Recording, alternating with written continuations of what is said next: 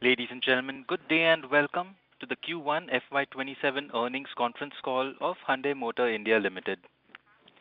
As a reminder, all participant lines will be in the listen-only mode, and there will be an opportunity for you to ask questions after the presentation concludes. Should you need assistance during this conference call, please signal an operator by pressing star then zero on your touchtone phone. Please note that this conference is being recorded. I now hand the conference over to Mr. Joseph George from IIFL Capital. Thank you, and over to you, sir. Thank you, Robin. Good evening, everyone. We welcome you all to the Q1 FY26 earnings conference call of Hyundai Motor India Limited. Today we have with us Mr. Tarun Garg, Managing Director and Chief Executive Officer, Mr. Wangdo Hur, Chief Financial Officer, Mr. Dong Hee Pak, Chief Operating Officer, Mr. Gopalakrishnan CS, Chief Manufacturing Officer, Mr. Saravanan T, Function Head Finance, and Mr. K.S. Hariharan, Head of Investor Relations from Hyundai Motor India Limited. I would now like to inform you that the call is being recorded. I would like to invite Mr. K.S. Hariharan, Head of Investor Relations from Hyundai Motor India Limited. Over to you, sir. Thank you, Joseph. Good evening, everyone, and welcome to the Q1 Financial Year 27 earnings conference call. Before we begin, I want to remind you of the safe harbor. We may be making some forward-looking statements that have to be understood in conjunction with the uncertainties and the risks that the company faces. The conference call will begin with our MD remarks on the business highlights, financial performance, and outlook, followed by a brief presentation by me on Q1 Financial Year 27, after which we will be happy to receive your questions. Now, I hand over to our MD. Over to you, sir. Thank you, Hari. Good evening, everyone. Before we discuss our quarterly results, let me begin by highlighting a landmark achievement in our journey. 2026 marks Hyundai's 30 years in India, celebrating 3 decades of trust, pride, and progress. From investing more than 40,000 crore rupees to surpassing 13.5 million sales cumulatively and making India a key global manufacturing and export hub, we continue to drive progress with purpose. This milestone is not just a celebration of our past achievements, but also a testament to the strong foundation we have built for continued growth and success in the years ahead. During this journey, Hyundai has helped shape India's automotive landscape through innovation, localization, and customer centricity. As we enter the next phase of our growth, we remain committed to advancing technology and delivering future-ready mobility solutions for our customers. Moving on to our domestic business, fiscal 27 began on a very strong note. The first 2 months of the quarter reflected healthy momentum, with cumulative sales in April and May growing by 13% year-on-year, supported by favorable demand environment and our strategic product actions. However, the fire incident at one of our supplier facilities temporarily impacted vehicle production in June, constraining our ability to fully meet market demand. As a result, domestic volume growth for the quarter was 5.4% year-on-year, lower than our initial expectations. However, at Hyundai, agility has always been part of our DNA. Throughout our 30-year journey in India, we have successfully navigated various challenges through swift decision-making, strong execution, and close collaboration with our partners. The recovery from recent operational disruption was yet another example of resilience, enabling us to return our operations to normalcy within a very short period.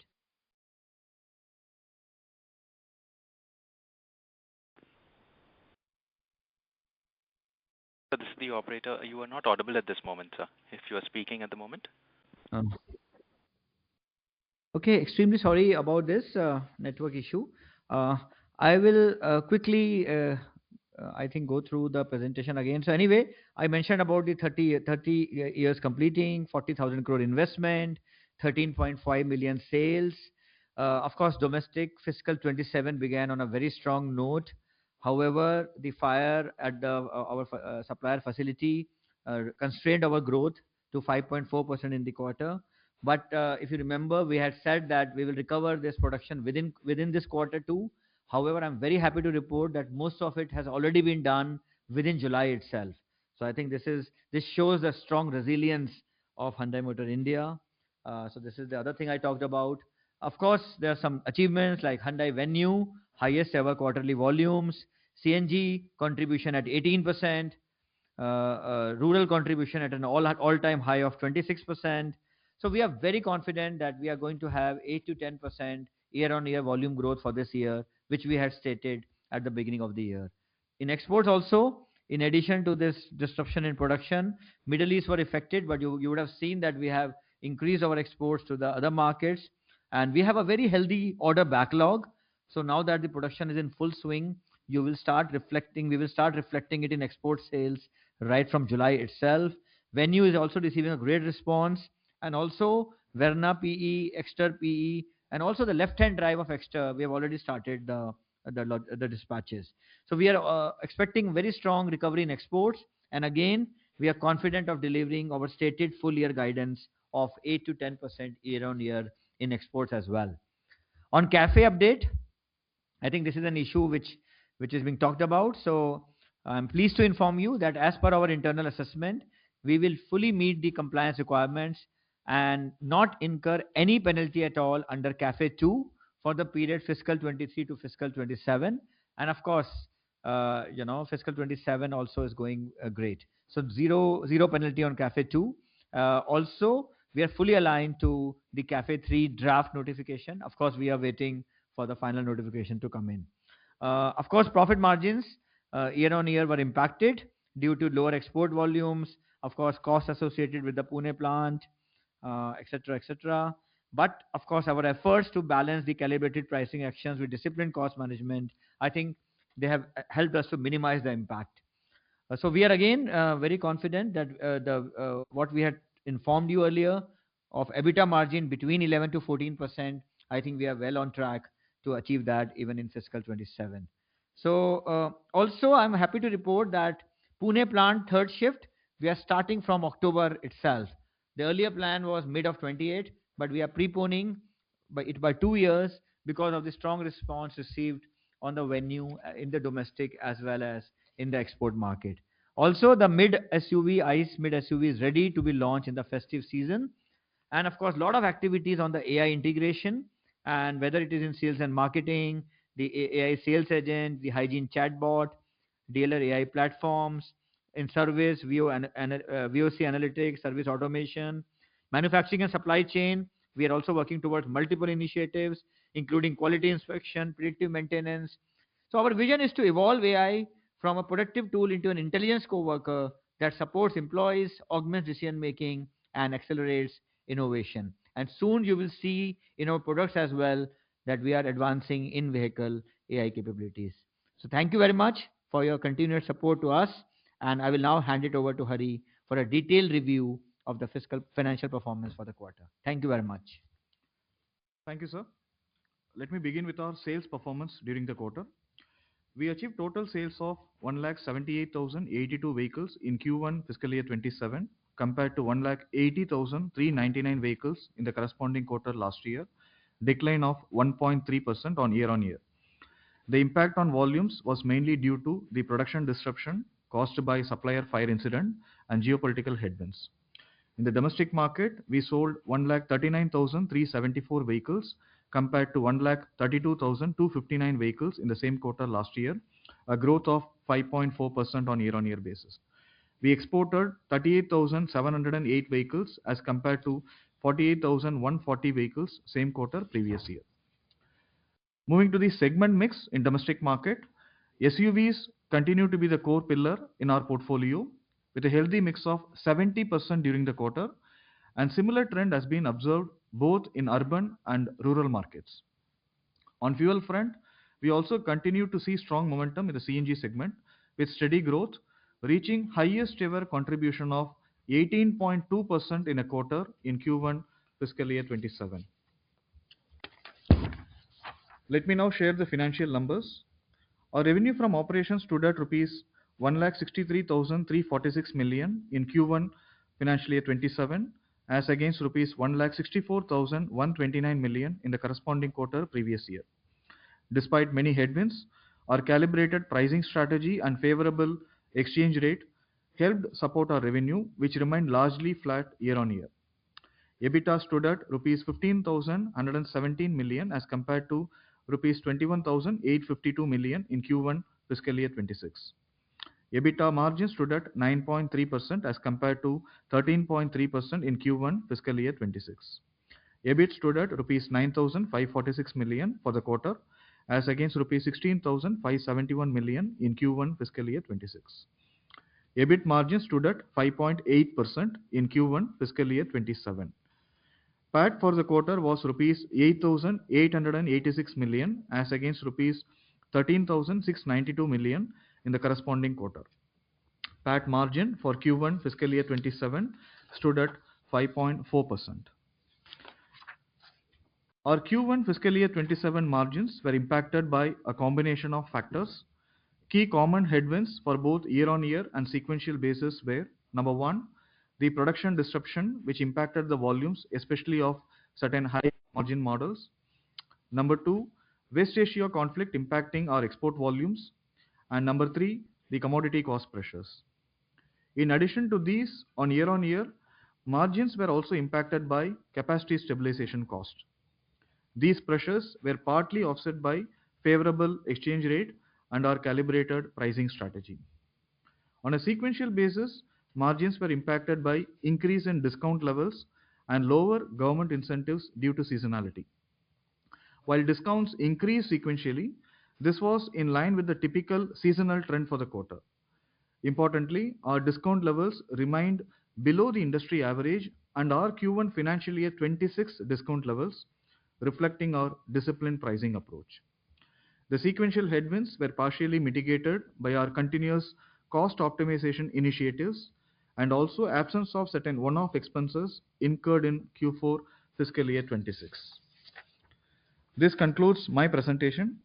Thank you all for your time and attention. Now we open the floor for Q&A. Thank you. Thank you very much. We will now begin the question and answer session. Anyone who wishes to ask a question may press star and one on their touchtone telephone. If you wish to remove yourself from the question queue, you may press star and two. Participants are requested to please use handsets while asking a question. Ladies and gentlemen, we will now wait for a moment while the question queue assembles. Our first question comes from the line of Kapil Singh with Nomura. Please go ahead. Yeah, good evening, sir, and congratulations on a strong performance. My first question is on the margins. We have seen very strong gross margins, actually an improvement at a time when there was severe cost pressure. So can you just talk us through how much cost pressure we faced during the quarter and how we were able to mitigate that? And is there further cost pressure that we are envisaging on account of commodities and any price hikes we have taken thereof? Hi Kapil, Hari here. So the commodity impact on our margins during the quarter was roughly 100 basis points on a Q-on-Q basis. In fact, the impact was largely seen in precious metals and copper.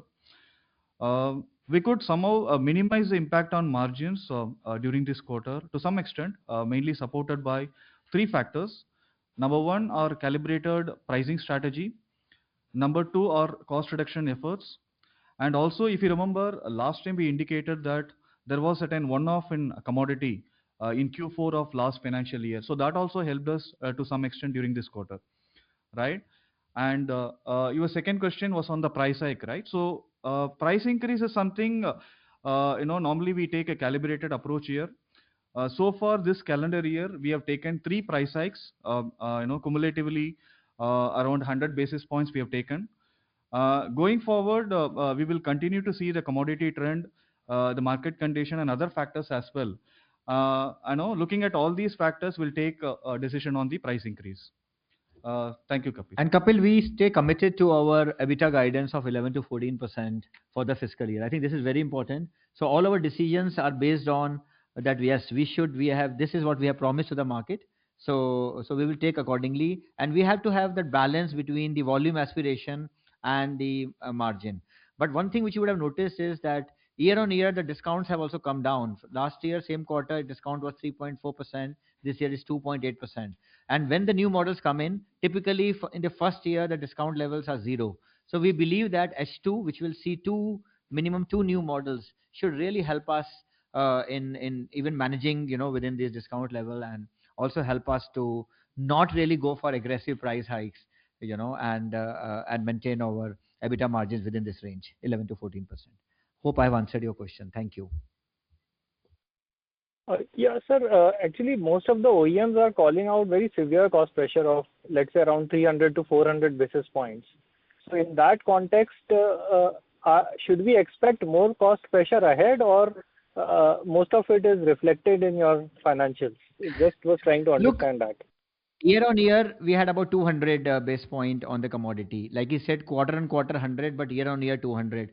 Now, what happens in the future is anybody's guess. It's very, very difficult, Kapil. But as of now, I mean, we are holding on, and we will see how the market goes. The demand looks good. We also have to understand that the base of last year will start coming up from October. Till September, everything is looking much more better in industry growth because the base was very low. But the GST came in September, so we are expecting that from October industry growth will mute, and so I think we have to be conscious of that as well. So let's see. Like I said, we'll have a calibrated approach and do what is best in terms of volume and profit put together. Thank you. Sure, sir. And sir, second question was on demand side. What is the outlook for the industry and for Hyundai?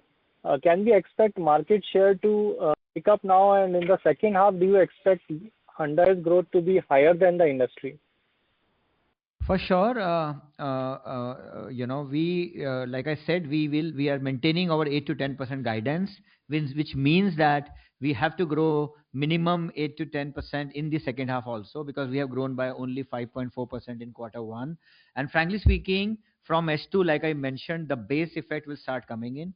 What will work for Hyundai is two absolutely new models in a high growth segment, which I think which will be an edge for us over the others. The second thing which will help is the venue third shift, which will mean more venue volumes come up. So I think these are the two things which are really helping Hyundai versus the competition, which will help us to get back on the market share winning ways going forward. On the exports front also, like I mentioned, the back order is very strong, and also all these extra left-hand drive, extra PE, of course the Middle East, and all the efforts which we have put in the Central and South American markets, because of the problem in Middle East. I think now we'll have both the Middle East coming in as well as the strong CSA, and venue is also adding up. So I think all these things should really help us in the coming quarters. Thank you. Thank you, sir, and best wishes. Thank you. Thank you, Kapil. Thank you. The next question is from the line of Binay Singh with Morgan Stanley. Please go ahead. Hi team, thanks for that. Just a clarification from the earlier question. So looking at all the cost pressures that you know of today, is where you still feel comfortable with the margin guidance, right? That is the way to read it. Comfortable is not the word. Nobody can be comfortable in this kind of a scenario. But I think we feel that we are in charge of what we are doing. We know that where we are, and what we are saying is that we will take actions as and when required to ensure that we are within the 11 to 14% EBITDA range. I think this is what we are saying, to be very clear, Vimal. So we don't like prices going up. At the same time, you see what the uncertainty, even crude, you see one day it reaches 90, other day it is 73. So in this scenario, it's very difficult to really judge what's going to happen in the future. So, and frankly speaking, our internal assessment suggests that things are not going to be so tough on the raw material side. I think things will start cooling off, if not immediately, but definitely in the coming months they should cool off as well. And we will keep that in mind, when we are taking a decision on price and volume. But discounts, of course, we'll keep them in check, like we have been able to do in the last couple of years. Thank you. Thanks. And secondly, on the new model launch, Fair to assume that both the models will be available for 6 months, or one is available for 6 months of this year? I think, like I said, the festive season it is coming. So H2, both the models will be available in H2. Now full H2 or how much? So I can't really inform you the exact time of launch, but one model definitely, since it's coming in the festive season, it will be for the almost the entire H2. And just lastly, on electric vehicles, this will be your first sort of a major EV launch in India. How do you see profitability of that versus the market? Because what we are seeing in your assumption is that you are probably launching an electric vehicle. Still, we are seeing margin trajectory moving up. So is it the global cost structure of Hyundai that is helping you position it, or you plan to price it in a premium side? Any thoughts on what will be your EV cost structure versus competitors? Do you have an edge over there? While I'll, yeah, I got your question. While I'll not like to comment exactly on the profitability or the cost structure, but couple of things which are very important is that one, we are gunning for the PLI for this new model. I think this is something which we have not been able to do so far. So this is a very big boost to our efforts in this. Number two, we have been working very strongly on the localization. In addition to the battery packs, we are looking at the other elements on power electronics, etc., and making sure that, and of course, as you know, for the PLI, we need a 50% domestic value addition Right. as well. So I think that is something which is very important. Of course, HMC strength in the EVs is something which will help us. Also, we are looking, like I mentioned in my opening remarks, this EV will not only be an EV. I think we will use AI in a big way. We're also working on the overall value proposition to the customer. You would have read, Vinay, about our announcements on the My Hyundai app, which gives customer access to Right. 30,000 charging points. So I think a lot of things we are doing, which will make our EV proposition a very strong one. And also, this is the first mass market dedicated EV from Hyundai. So I think we are building a very strong proposition for the customer, and we are quite confident that this should really give us volumes. On the profit and all, I will not like to make a comment, but these are some of the things which will help us to position it better. Thank you. Great. Great. Thanks, team. Best wishes for the rest of the year. Thank you. Thank you. Ladies and gentlemen, in order that the management is able to address questions from all participants in the queue, we request you to please restrict yourselves to 2 questions only. You may rejoin the queue if you have any further questions. Our next question comes from the line of Chandramouli Muthiah with Goldman Sachs. Please go ahead. Hi, good evening, and thank you for taking my questions. My first question is just around the current utilization rates at the Chennai and the Talegaon facilities. And just related to that, just want to understand how much additional capacity do you see getting unlocked with the third shift on the venue? So just to explain to you, we have three plants. Two plants in Chennai, one in Pune. Okay, the Pune question. If you remember, we had said that phase one we will be 170,000, which is a three-shift operation. So currently we are working on two shifts. So now we are going to three shifts, which means that potential capacity can be 170,000. So we'll see how much of it we can use starting from October, of course. So this will be in H2 of next year, H2 of this year. So this is where Pune stands. But the most important thing is plant one in Chennai, where this year, because the venue got shifted, the capacity is only 72% utilization. I think with the two new models coming in, we will reach the capacity utilization of 88% in the plant one of Chennai. And this is a major game change for us in terms of optimizing the cost. So on two fronts, one is the Pune plant, where, of course, the third shift will help. And second is the plant one of Chennai, where the capacity utilization will go up from 72% to minimum about 88, 90, 91%, if not more. I hope I've answered your question. Thank you. Got it. That's helpful. Second question is just around the export business. So I think over the past 4 to 5 months, there's been a lot of disruption on the shipping lines into the Middle East, which is also an important part of your export business. So just want to understand the confidence that you're seeing on export volumes coming back. Just want to understand how the supply chain is looking, how the shipping channels are looking for you. And also just related to that, we've seen reasonably big improvement in export ASPs. I think it's up about 7% YOY.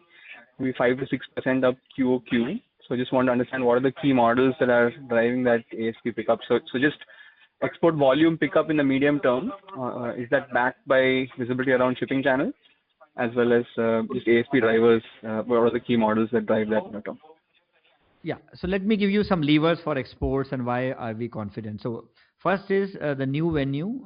It has received a great reception. Already 29 markets are in, they have started giving orders, and we are planning for 35 total markets in the near future.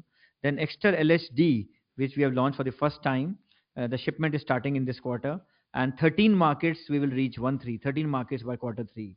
And Varna PE also from June we have started, and more than 25 markets will reach by Q3. So I think these are the three things. Yes, those challenges on freight, Strait of Hormuz, etc., are still continuing. At the same time, along with our logistic partner, we are finding ways, and and we believe that, because the back order is very strong, so I think you will see in July itself, the shipments of exports would have gone up. One, because of things opening up from Middle East in terms of orders, and number two, because that incident is behind us and we have been able to do the production. Mexico, although there was challenges because of tariff, but it's still holding on, and we are receiving some good orders from Mexico as well. So I think CSA, the efforts done in CSA, Central and South America, in January to March quarter and April to June quarter will hold us in good stead going forward as well. Because the 23% year-on-year growth and the demand remains steady there. So I think that is why we are confident. On ASP, as more and more, of course, ASP, although it improved, but please understand, because we had to shift from Middle East to CSA, the hatch contribution went up, because CSA is more of hatch dominated. But the moment Middle East opens, the Varna opens up, and so that will again give us more opportunity. Also, Middle East is mostly automatic, so that also increases the ASP. So I think that is what all those factors should really help us to increase exports. And maybe Hari will add some more things. Yeah, Hari. Yes, Chandru. So our broader strategy is we are looking at enhancing our SUV mix in exports as well. So domestic, already we are very strong with 70% SUV contribution. But if you see exports, we have hardly 13-14% contribution. So clearly we can understand there is a lot of headroom here to improve the SUV mix. So that is a broader strategy. So we are working towards that. Thank you. Got it. Thank you very much, and all the best. Thank you. The next question is from the line of Gunjan Pratyani with Bank of America. Please go ahead. Yeah, hi. Thanks for taking my question. My first question is just clarification on this Venue third phase. Essentially, the entire Pune plant is going to be Venue plant, which means roughly 15,000 sort of per month production. That caters to both domestic as well as exports. So this third line will essentially cater both domestic as well as exports. That's the way to think about it, right? Absolutely. You're spot on. Okay. And on the capacity utilization, which you mentioned, will go up from 72 to 88% in the Chennai plant. Is that something when both the launches are ramped up, or is it that we are expecting 88% in second half? How should I think about this number that you gave on the Chennai capacity utilization? Yeah. So I talked about plant 1, and what I mentioned was that in 2026, in plant 1, broadly we are at about 72% capacity utilization, and we believe in 2027 we should be around 90, 92, maybe more in plant 1, plant 1 of Chennai. So this is where it is. So 2026 calendar, 72%. In 2027 calendar, 92%. Yeah, this is the best I can do to answer your question. I hope it helps you. Thank you. No, this is helpful. Okay. And second question, Tarun, if you can give us a little bit more, if you can, to whatever extent, give us a little bit more understanding on the position of the mid-size SUV that is due for launch during festive. And the reason for this question is, often we end up, comparing mid-size Creta and another model in the same category. How should we think about the positioning of this model? And, if you indeed with this launch worry about what happens to the Creta volume. So some thoughts around this. Look, if you see this segment, mid SUV segment is growing very sharply, and of course, Creta continues to be the market leader here. At the same time, we believe that two models clearly a space for two models, and the positioning will be very different from the Creta. Like I mentioned, it will be kind of a technology first positioning. We are moving more and more into software defined vehicles, connected mobility platform. Of course, we are having more and more Gen Z and digitally native customers. So a lot of things you have to be more patient, because I don't want to divulge too much of a marketing strategy. But we have a very very clear differentiation with the Creta. Don't worry about it. And like I mentioned, also if you see, there is a clear space, between 4 meter and say 4.4 meter.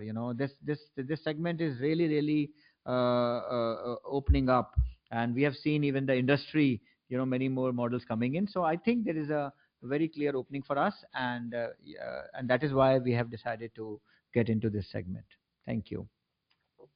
Got it. And just last quick one, if I can, on the venue. If I remember in last call you mentioned you'll sort of come back with what is which are the markets that venue can cater globally, because outside of India and Korea, venue is roughly 100,000 or 90,000 odd market sizing. But is it that we cater to entire market size outside of India and Korea, or is there any other way to think about in terms of the potential for target markets for venue?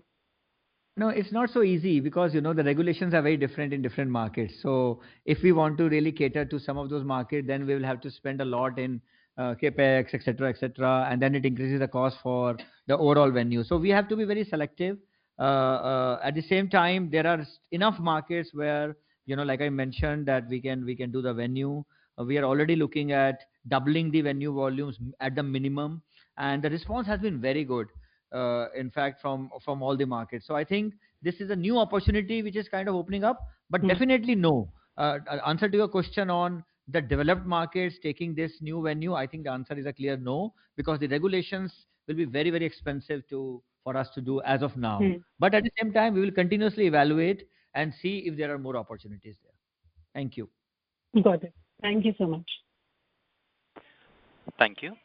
The next question is from the line of Amyn Pirani with JP Morgan. Please go ahead. Yes, hi. Thanks for the opportunity. Most of the questions have been answered. But can you just give us a sense, given the demand has been so strong and your production had been impacted, what is the kind of dealer inventory levels that you're witnessing right now, and how do you think about dealer inventory build up as we go into the festive season and you prepare for the launch? So, obviously in June the dealer inventory level came down because of the production disruption. We had a good growth in the retails, and we were able to meet the retail numbers. But now we have to build. Now the production is back. Like I mentioned, most of the production loss has been recovered. So we will continue to build inventory over July, August, and September for the festive season. At the same time, we are very prudent in that. So we will take a balanced approach and not really burden the dealers with inventory. The good thing is the retail momentum continues to be high, and you would have seen that our discount levels also at 2.8% are lower than the year-on-year discount level of 3.4%. So I think we are maintaining a very prudent approach, and we will see that we have adequate inventory or optimum inventory as we enter the festive season in October. Thank you. Okay, thanks for that, sir. I'll come back in the queue. Thank you. The next question is from the line of Raghunandan NL with Nuvama Research. Please go ahead. Thank you, sir, for the opportunity. My first question was on the demand side. Good to see that you are retaining the domestic growth expectation at 8 to 10%. For the industry, when it comes to urban versus rural demand, are we seeing signs of slowdown in rural?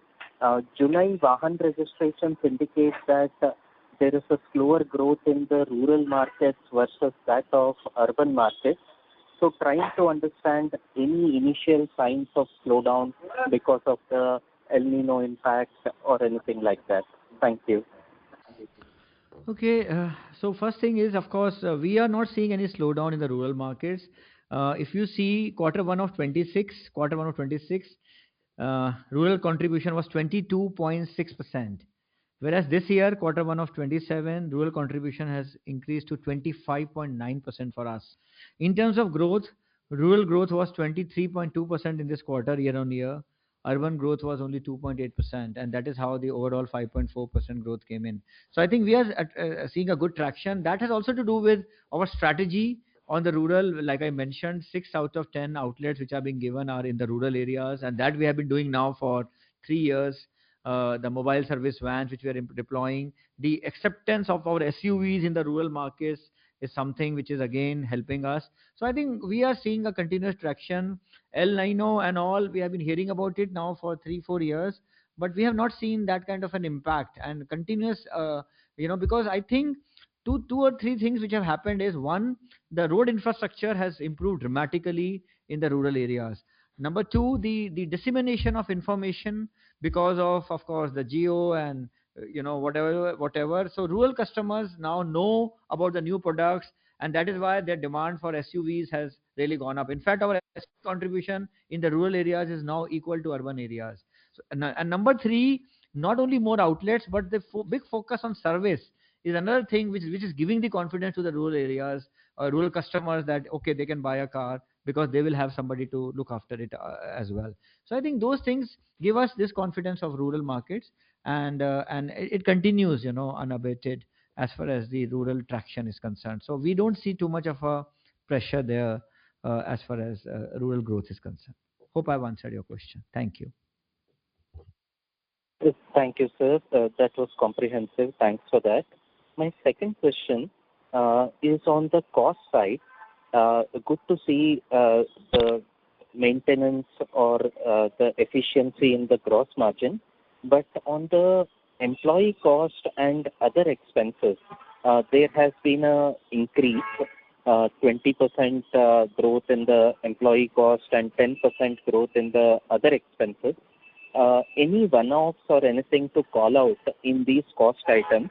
And how should we see these items going forward? Raghu, first of all, on the employee cost, year-on-year increase, whatever we are seeing is mainly to do with the Pune plant commencement, and of course, the yearly salary revisions also, get reflected in the employee cost. If you see the other expenses, actually year-on-year, the increase is mainly attributed to increase in freight cost, especially for the export operations. But the point to be understood here is, as far as freight is concerned, we generally don't see any impact on the margins because whatever is the increase, we generally recover from the distributors. Hope it clarifies, Raghu. Thank you, Hari. That was helpful. Thank you. The next question is from the line of Ashish Jain with Macquarie India. Please go ahead. Hi, sir. Good evening. So my first question is, the new model launches that we are seeing. Is there any export opportunity of these that we are evaluating at this moment? So if you see, Ashish, right from the time we set foot in India 30 years back, export has been a key pillar of our strength. And our SOP normally is that we launch a model in the domestic markets, and after 3 months we launch it in the export markets. Also, if you see the emerging markets, their economies, their customer preferences are very similar to India. So these two models we believe would have a good traction, both the mid SUV, as well as the EV in the export market. But at this point of time, I cannot give you some numbers or the market. So at the right time, we will inform you about our plans for the export markets of these models as well. Yeah, thank you.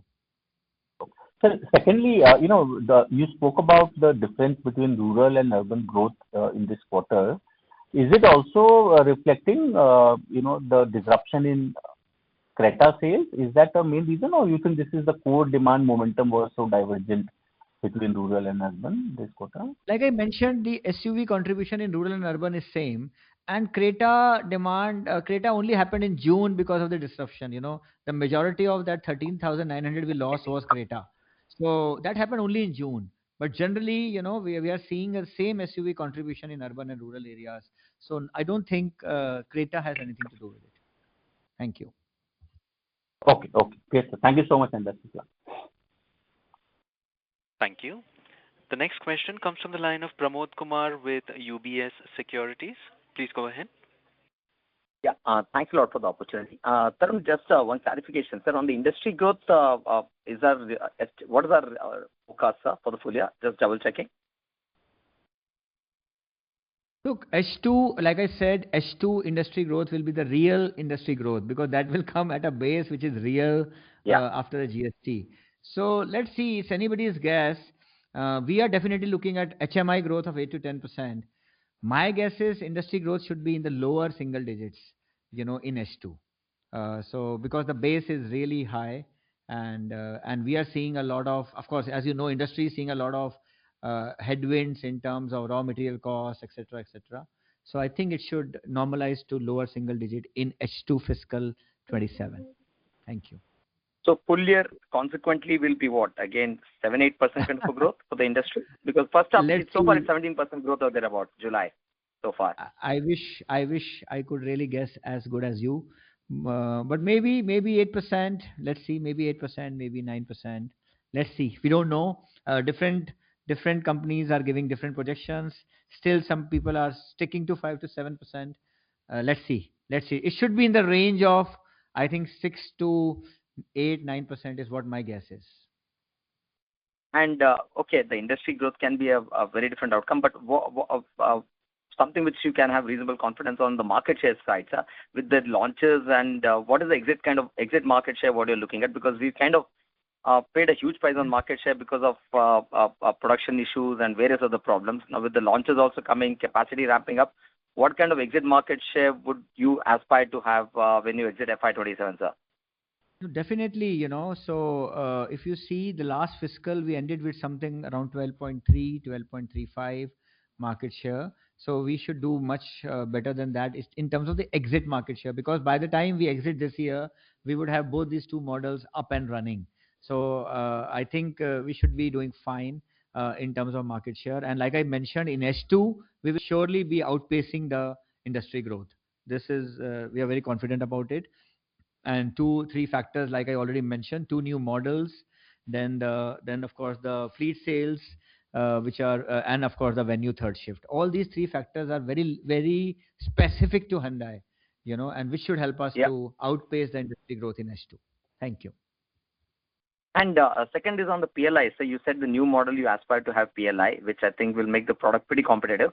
But do you expect it to be the case with from day one, or do you expect it will happen over a period of time as you kind of ramp up the localization, or you already starting the production with high localization and hence eligible for PLI from day one? So as far as readiness is concerned, we are targeting day one. Administrative and all could take whatever time, but as far as we are concerned, we are targeting day one readiness on the PLI for the new EV. And finally, sir, Creta, anything? Because we can see the volumes what Seltos is doing. Of course, Creta is holding its own, but the kind of bump up what Seltos has seen in demand, even without the hybrid coming. So just trying to understand what is the likely timeline. Is it first half FY28 where one should expect the new Creta, or it could happen earlier? You are always very hungry for information. So anyway, I think we have given enough information on the new launches, and don't worry, at the right time we'll announce about the Creta FMC as well. Right now let's enjoy the new mid SUV which is going to be launched in the festive season, and the new dedicated EV which we are going to launch. I think they would be exciting enough. Thank you. Yep. Thanks a lot. Best of luck, sir. Thank you. Thank you. Ladies and gentlemen, we request you to please restrict yourselves to 2 questions only. Our next question is from the line of Yash Agrawal with Nirmal Bang Institutional Equities. Please go ahead. Hi, sir. Thank you for the opportunity. Most of the question has been answered. Just one question on rising CNG contribution.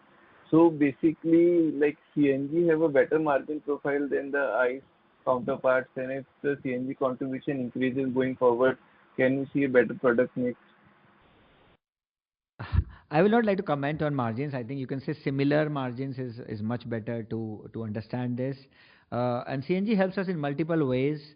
Of course, it is the cheapest way to meet cafe, and of course, it helps us to increase volumes. And we have a technology agnostic strategy, as you know. We believe that in the lower segments, especially say in the less than 15, 20 lakh segment, CNG is a very potent weapon. So we'll continue with that. And we have already announced, if you remember, that by 2030 we will have 5 or 6 CNGs, we will have 4 or 5 hybrids, we will have 4 or 5 EVs. So we will have a very strong mix of all the technologies, all the clean technologies, rather than sticking to one. So every year you will see improvement happening, towards our goal of 2030, 32, more than 50% through green fuel. Thank you. And also my second question is on like elevated staff and other costs. So can we expect Sorry to interrupt, Priyash, but you're not clearly audible. Request you to please check the mode. Am I audible now? Your audio is fading out. Is it better now? Yes, please go ahead. Yeah. So basically, I'm just asking that the staff costs and other costs have been elevated in Q1. So can we expect them to moderate a bit, or they will remain at same level, like same percentage of sales going forward?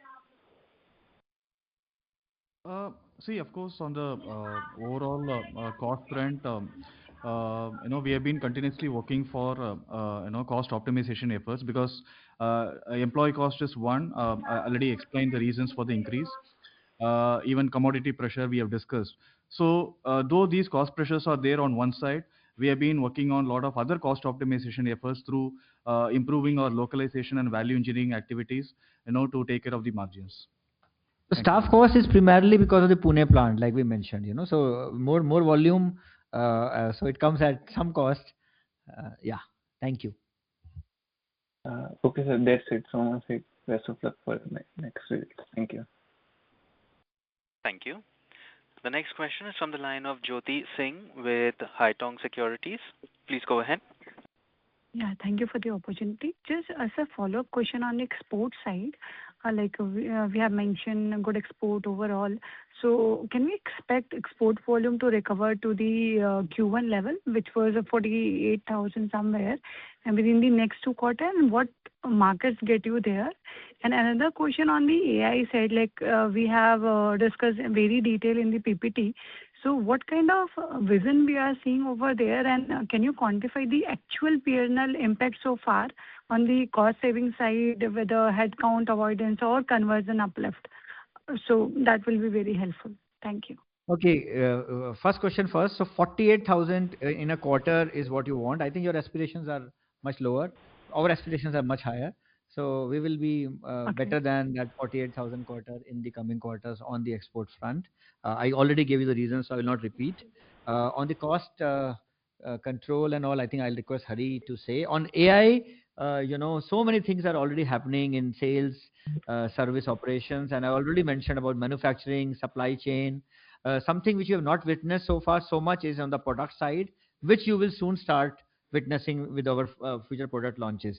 What I can assure you is that Hyundai Motor India will take a lead in terms of AI in the automotive space, and it will be a 360-degree effect you will see, not only limited to one area. Hari, can you take the cost question?